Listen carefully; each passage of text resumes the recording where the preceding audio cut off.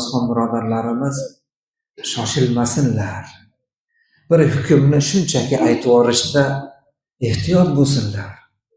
Chunki siz qaysidir odam haqida fikr bildirayotganingizda shu fikr bildirayotgan odamingiz ijobiymi, salbiymi, siz fikr bildirayotgan inson millionlab hadisni yodlagan odam bo'lishi mumkin.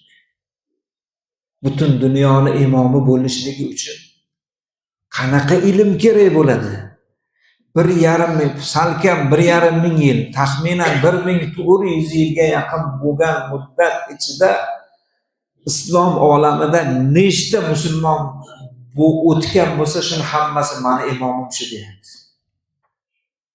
Siz shu odam yo Imom Azam rahmatullohi alayhi, yo Imom Malik, yo Imom Shofiy, yo Imom Ahmad, yo ular shogirdlaridan biri bo'lgan inson haqida fikr bildirayotgan odam ozgina tilidan ehtiyot bo'lsin.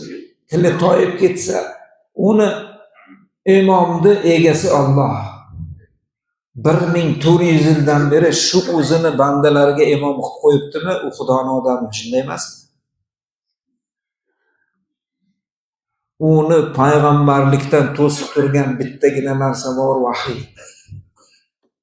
Bitta vahiy to'sib turibdi. Bu payg'ambarning merosxo'ri. Shu haqida fikr bildirayotganda ijobiy fikr bildiryapsizmi, salbiy fikr bildiryapsiz? O'ta ehtiyot bo'ling. Otangizni qanday hurmat qilsangiz, shundan ko'p hurmat qiling. Onangizni qancha yaxshi ko'rsangiz, shundan ko'ra ko'proq yaxshi ko'ring. Agar shunday qila olmasangiz, tilingizni tiying. Nasihatimiz shu.